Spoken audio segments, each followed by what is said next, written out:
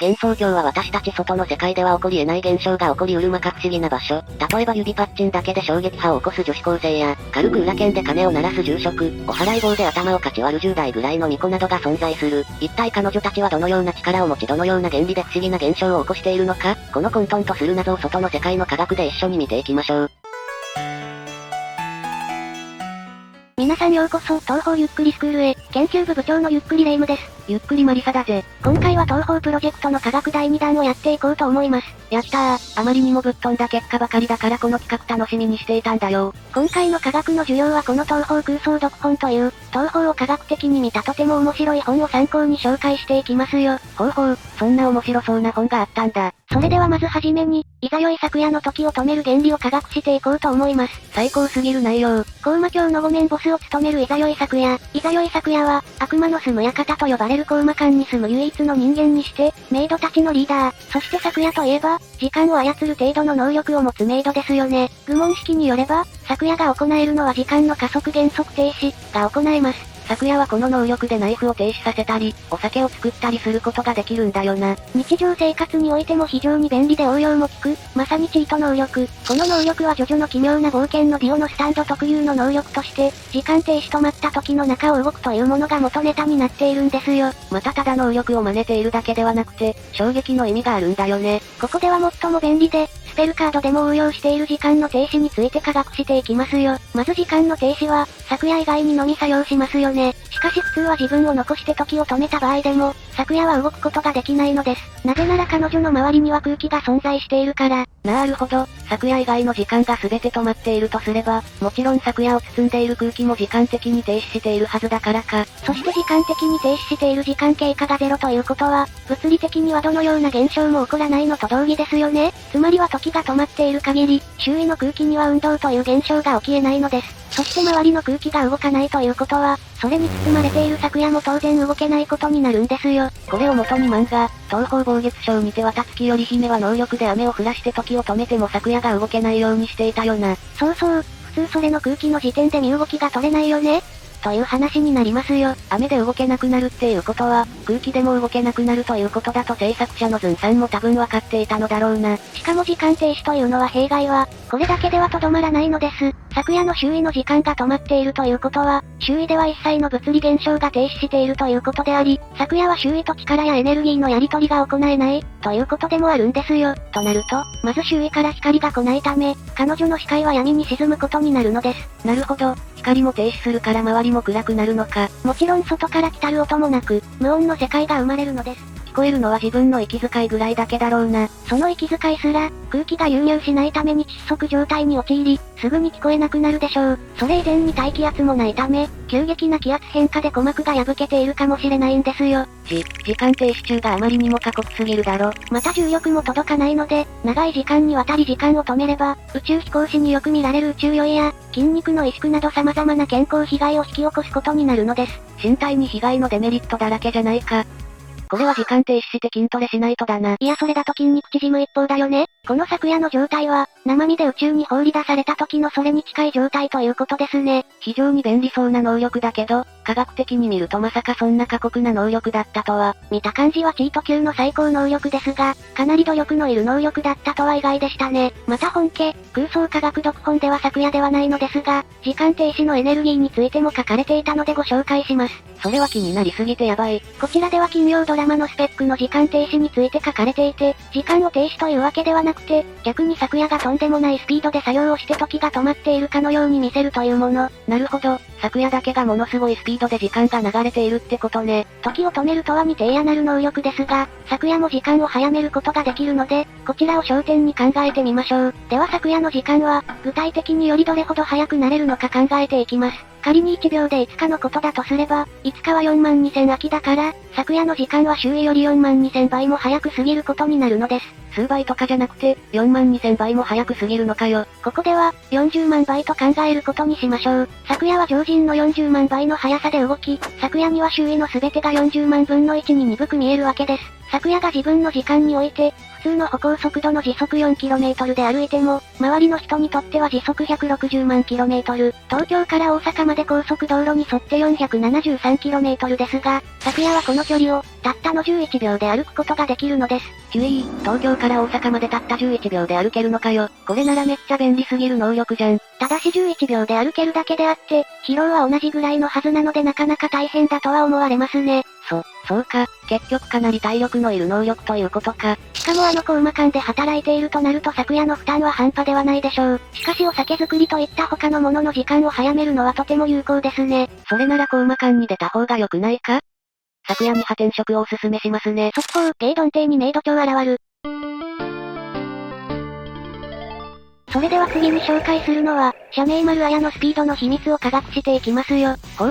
幻想郷最速のスピードの理由を探るのか。ストレートなら100マイル出せるようですよ。社名丸綾まさかのサウスポー。社名丸綾はカラス天部の新聞記者。自らの新聞ブンブン丸新聞を発行するため、日夜そのスピードで幻想郷駆け巡り取材に励んでいますよ。社名丸綾はゲーム版文化庁には幻想郷最速等の記述があるほどだよね。スピードタイプといえばマリサですが、貝塚、天空賞ではなんと綾の方がマリサより移動スピードが速いので、幻想郷最速は伊達ではないようですね。マリサの隠された能力の力でも綾のスピードには勝てなかったのか。また東方暴月賞ではマリサ曰くレミリアに対して綾の方が速いと言っていることからも吸血鬼よりも速い。東方の吸血鬼設定によると瞬きした瞬間、人里を駆け抜ける速さなので、社名丸綾はそれ以上となるとその速さは異常ですね。まあ例えで言ったとも考えられるけどな。またスペルカード幻想風美では、超高速で画面上部を飛び交いつつ、大量のベイ弾を時期に降らせてくる技を見せていたりそのスピードを体感することができます。とんでもない速さだぜ。この速さ。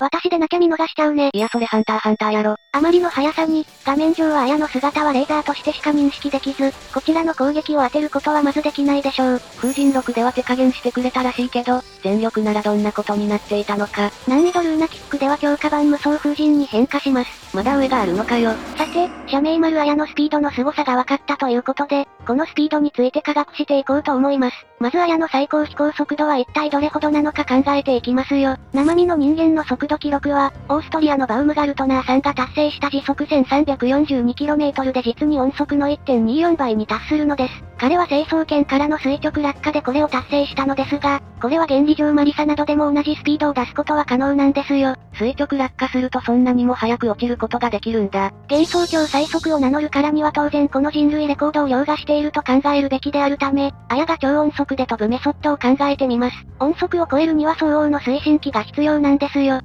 住吉三振を白霊霊夢に下ろしてもらうと。いや暴月症であったけども、まず音速の6、7割弱以上で翼を前後に羽ばたくと翼周りの瞬間速度が音速に達してしまい、音速の壁という急激な空気抵抗の増大現象が起きそこで速度は内になるのです。そこで飛行機などについているジェットエンジンに切り替えましょう。つまり人間型ジェット機になるってことか。ジェットエンジンとは要するに筒のことです。両端で扇風機を回して空気の流れを一方通行にした筒中で燃料を爆発させ、その勢いを後ろへ吹き出すことで水力とするのです。綾は人型の妖怪であるから利用すべき機関は翼ではなく、筒型の肉体構造になるので、つまり胴体ということですね。胴体って何なの？胴体とは、人を含む動物体の中心部の内頭首四肢を除く部分のこと。はいなるほどね。つまり石板機が首も手足も取れた状態ってことか。いや例えがホラーすぎてやばいわ。胴体は口から尻まで消化管で結ばれた筒なので、これを変化させ自分自身をジェットエンジン化することが可能となります。口から空気を吸い込み、腹の中で加熱棒を張り、肛門から高速放棄して推進力とするのです。つまりは、ブースト化するってことね。なので間違いなく勢い余ってノーパンになってしまうのです。よりがミシオンも下着つけてなかったような感じするし、まあ大丈夫だろう。早すぎてノーパンチラノの字も見えないでしょうしね。ちょっと待って。そうなると飛んでる時にいちいちパンツが脱げるから、飛ぶ前にパンツを脱いでいることになるのでいやそこまで考察しなくてもいいから。綾のエンジンは推定できたので、体のシェイプアップも重要となりますね。まず露出した肛門から出る高速気流が当たらないよう尻の筋肉を極力薄くする必要があるのです。歩行能力がなくなるのですが、足の耐荷は飛行に最適化した鳥によくある現象ですね。加えて尻の肉が閉じないよう飛行中はガニ股となるでしょう。みんなあくまでも考察だからな。また超音速飛行に立派な翼は空気抵抗の元なので正直ない方がいいんですよ。カラス天狗の象徴が必要ないってマジ？加えて首のすぼまりも乱流元になるため撤去し頭部は肩に埋没。また翼の分だけ増えがちな胸部の断面積を抑えるべくバストは犠牲になるのですが、腰はそのままなので揺れない震源地の天使あたりのバストサイズがベストになります。この胸が輝く時が来ました。そして腰からは完全ガニ股の客船尾へと連なる体型となるのです。女の子の姿を捨てるどころか、人の姿からあまりにもかけ離れているようですが、最高飛行速度を出す時だけ変形しますね。筋肉マンも似たような飛び方してるけどあれ真面目にやってたんだ。社名丸綾というと、新聞部の可愛い女子高生が天狗となった姿をしていてとても魅力的ですが、変形した綾を想像して落胆した人はあくまでも考察ということを頭のフィルムに入れておいてください。あまりにも嫌だったらフィルムをカットしてもいいかもね。しかしもしもそんなにも早く飛ぶとなると、人がジェット機のようになる必要があるのか。科学的に見ると予想外の結果が見れて面白いですよね。飛ぶ前にパンツを脱ぐということが、いやそこじゃなくて。次に紹介するのは吸血鬼のスカーレット姉妹が1日にどれくらい血液を飲むのかについて科学していこうと思います。作者さんの企画が面白すぎる。コーマ館の主人であるレミリア・スカーレットと、その妹君のフランドール・スカーレット。彼女たちは数百年以上生きているのですが、外見はかなり幼く、10歳前後といったところ、姉のレミリアは子供っぽく小食でもあり、失血死するほど人から血が吸えず、その割には大量の血液をこぼして服を真っ赤に染めるために、スカーレットデビル赤い悪魔と呼ばれていますよ。意外な姉妹関係であるフランドールは特に小食という設定はないよね。もし姉妹関係について気になる方は後でこちらを見るといいぜ。吸血鬼といっても血以外でも食べれるようで、レミリアはタンポポを食べたりしています。タンポポに害は可愛すぎた。レミリアは好きな血液は B 型らしいですね。そんな吸血鬼のスカーレット姉妹がもしも吸血のみによって生活を行った場合、一体1日にどれだけの人間が犠牲になるのか考えていきます。レミリアの身長は東方飛送点の画面での大きさを元ピクセル数から算出すると 132.1cm となっていて、9歳児の平均身長 133.5cm よりも少し低い程度となるのです。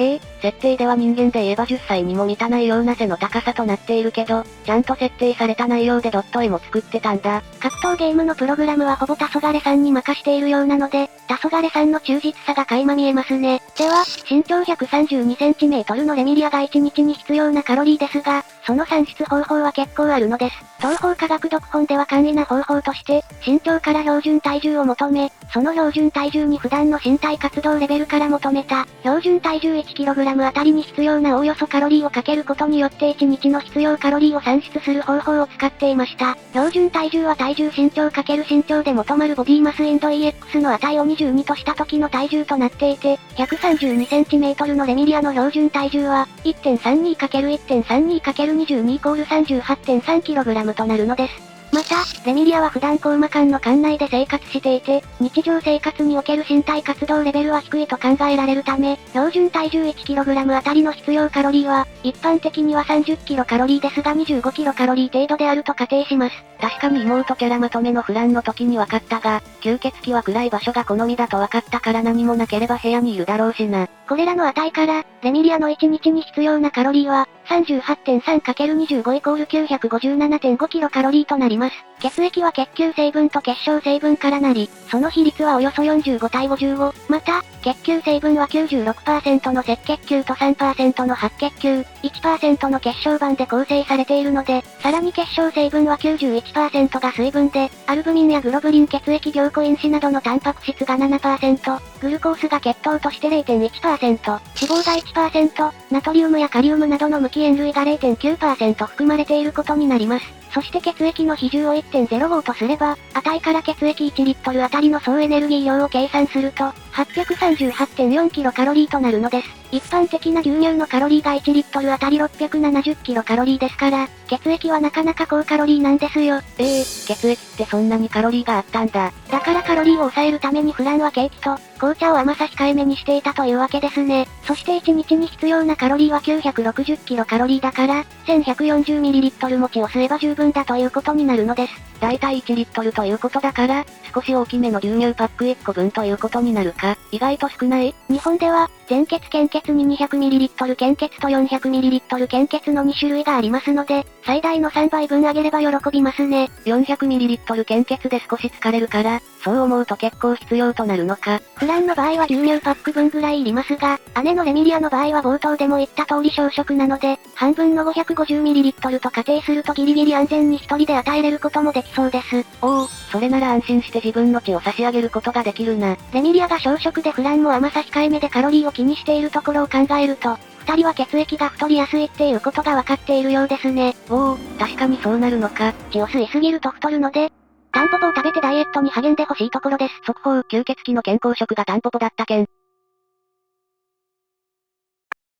それでは最後に紹介するのは、東方プロジェクトの主人公である白霊霊夢の金銭感覚について科学していきますよ。うわーい、それは死ぬほど楽しみすぎるぜ。白霊霊夢は巫女ではありますが、人間退治を専業としていて、可愛らしい見た目とは裏腹に非常にパワフルなキャラクター。数々の異変を解決し、危険な妖怪とも渡り合えるという人間にもかかわらずとんでもない力の持ち主。その絶対的な力から力の強いものを好む妖怪たちに気に入られて、神社では妖怪が溢れ返っていて、参拝客が滅多に来ないため、非常に貧乏という設定がありますね。もう妖怪ハンターとして転職した方がいいっす。またその入り浸っている妖怪が非常に強力で、例えば鬼の四天王である伊吹スイカなんかがそうですね。そして東方外来異変で水無双キャラによる独断偏見ランキングというのがあり、各キャラが他のものに賞を与えているのですが、スイカによると特別賞は霊夢に与えていますね。あんなにも骨のある人間に会えたのは嬉しいと言っていて、非常にお気に入りのようです。あの鬼の四天王で妖怪の山を破壊できるほどの力を持つスイカに認められるのかよ。その力も科学的に見てみたいところですよ。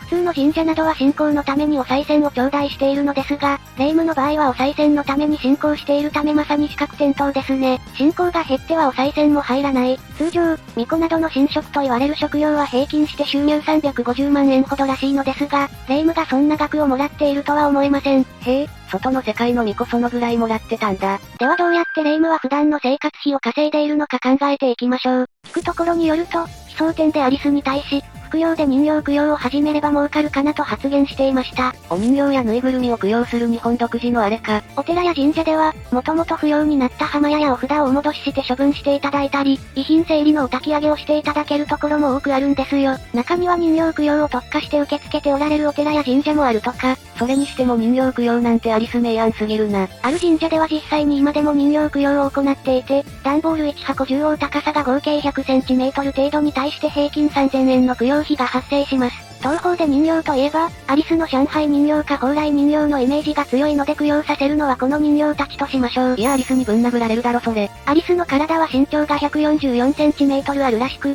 アリスの身長の3分の1が人形の身長なので、約 48cm ぐらいとなります。丸めた新聞紙をこの身長と同じ人形に見立てて段ボールに入れてみたところ、折り曲げたりして頑張っても3体が限界だったようです。ということは、霊夢は3000円の供養費を稼ぐために上海人形または蓬莱人形を3体燃やせば OK。ただし、この人形はアリスの手作りであり、1体を製作するのに約500カロリーを消費するため、アリスの体がかなり厳しい。これは血液飲むしかないな。しかもその費用は一体どこから出てくるのかは詳細不明となっています。素材を買っていたらお金があまりにもかかるので、下ぎ爪とかを倒して剥ぎ取っているのかもですね。いやここに本物の妖怪ハンターおったわ。一応妖怪退治を生りとしており、栄夜賞では八雲ゆかりに異変解決の報酬を約束していたり、東方水長下では邪霊を受けたまわっていたりと、これでお金を稼いでいるのでしょう。妖怪退治といえば陰陽師の仕事の一環だったのです。陰陽師は中国から渡ってきた陰陽五陽思想を根底に、独自の職業として発展した歴史を持つ陰陽道だぜ。妖怪と称した呪いやポルターガイストを祈りによって退治したと伝えられていますね。霊夢はお札も持っていたり、妖怪ハンターをお払い棒で頭をかち割ったりしているので陰陽師の素質は十分にあるでしょう。もはや彼女が妖怪みたいなところあるけどね。5本。この頃、陰陽師は今でいう国家公務員と同じくらいのキャリアとして扱われていて、年収400万円ほどあったらしいです。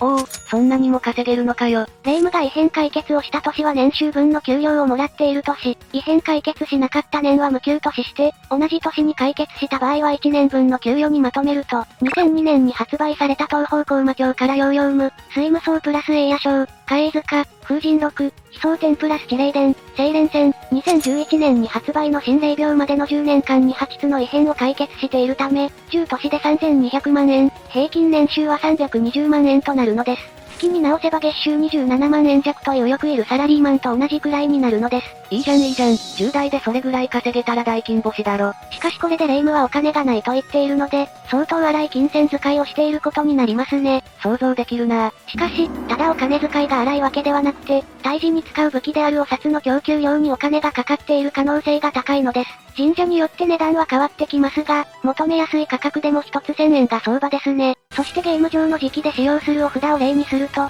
風神6の霊夢へ誘導装備ホーミングアミュレットの最大値であるパワー500でショットボタンを一度押すと、四方の赤いお札が20枚実測値発射され、オプションの引用玉4つから16枚、合計36枚のお札で攻撃していることになります。ということは、1ショット3万6000円であり、道中被弾したりボムでパワーダウンするとはいえ、異変解決、つまり6面ボスクリアまで十数分出しっぱなしとなります。それはすぐにお金なくなっちゃうわ。111ショット以内にパワー5にしてボスを倒せば黒字になりますが、どんなに頑張っても6面ボスのラストスペルにはまず勝てないでしょう。エクストラでも使うことになるし間違いなく赤字になるぞこれ。まあ、霊夢のことなので回収して再利用している可能性があるのでなんとか黒字に繋いでいるのかもですね。幻想郷の環境に優しい巫女。それにしても東方プロジェクトを科学するとこんなにも面白いんだな。それだけ幻想郷は私たち外の世界とは別世界だということがわかりますね。それでは今回の授業はここまでにします。視聴者さんは霊夢がどれくらい稼いでいると思うかよければコメント欄で教えてくれよな。